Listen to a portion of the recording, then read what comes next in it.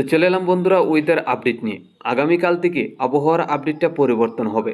দক্ষিণবঙ্গে নিম্নচাপ বা বৃষ্টির পরিমাণ বাড়তে পারে। এছাড়া বঙ্গোপসাগরে ঘূর্ণাবর্ত তৈরি হতে যাচ্ছে। কবে থেকে ঘূর্ণাবর্ত তৈরি হবে তাও আমরা দেখে নেব।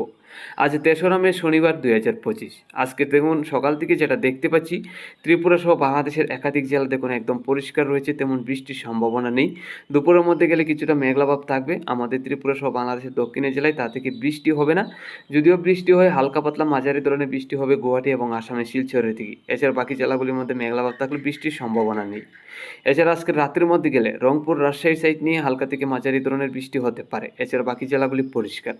আগামীকাল থেকে দেখুন আবহাওয়ার আপডেটটা অনেকটাই পরিবর্তন হয়ে যাবে। সকাল থেকে নিম্নচাপ প্রবেশ করবে আমাদের ত্রিপুরা, বাংলাদেশের সিলেট, আসামের শিলচরে। এইসব জেলায় হালকা থেকে মাঝারি ধরনের বৃষ্টি হবে, এর মধ্যে হালকা পাতলা বজ্রপাতও। উত্তরবঙ্গে শিলিগুড়ি, আলিপুরদুয়ার, গুয়াহাটির দিকেও নিম্নচাপের কারণে বজ্রবিদ্যুৎ সহ ঝড় বৃষ্টি থাকার সম্ভাবনা আছে। এছাড়া দুপুরের মধ্যে গেলে আমরা দেখতে পাচ্ছি সম্পূর্ণ বাংলাদেশ, আমাদের ত্রিপুরা, উত্তরবঙ্গে শিলিগুড়ি, আলিপুরদুয়ার, গুয়াহাটি এইসব জেলায় নিম্নচাপ থাকবে, যার কারণে বৃষ্টি হবে। আগামী 4 তারিখ আগামীকাল থেকেই বৃষ্টির আপডেটটা পরিবর্তন হবে। দেখুন বিকাল থেকে রাতের মধ্যে বৃষ্টির কোনো সম্ভাবনা থাকছে না।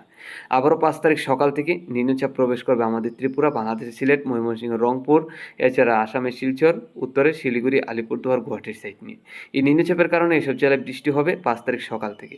তো আমরা যেটা দেখতে পাচ্ছি, সকাল থেকে দুপুর পর্যন্ত বৃষ্টি থাকার সম্ভাবনা, বিকাল থেকে রাত্রির দিকে পরিষ্কার। আর এই একই রকম আপডেটটা আগামী 7 তারিখ পর্যন্ত। তো আগামী দিনগুলিতে আপডেট পরিবর্তন হবে ঝড় বৃষ্টির। বিকাল থেকে রাত্রির মধ্যে নয়, সকাল থেকে দুপুর পর্যন্ত থাকবে, বিকাল থেকে রাত্রির দিকে পরিষ্কার হবে। তো আজকের দিনে তেমন বৃষ্টির সম্ভাবনা থাকছে না, মোটামুটি পরিষ্কারই যাবে। আগামীকাল থেকে ঝড় বৃষ্টির পরিমাণ বাড়বে। এখন চলে যাচ্ছি বঙ্গোপসাগরে কবে থেকে ঘূর্ণিঝড় তৈরি হওয়ার সম্ভাবনা আছে, তা থেকে কোন দিকে নিম্নচাপ বা ঘূর্ণাবর্ত তৈরি হতে যাচ্ছে। বঙ্গোপসাগরের আপডেট দেখলে আগামী 7 তারিখ থেকে 8 তারিখ 9 তারিখের মধ্যে গেলে বঙ্গোপসাগরে তেমন নিম্নচাপ থাকছে না বা ঘূর্ণাবর্ত তৈরি হচ্ছে না।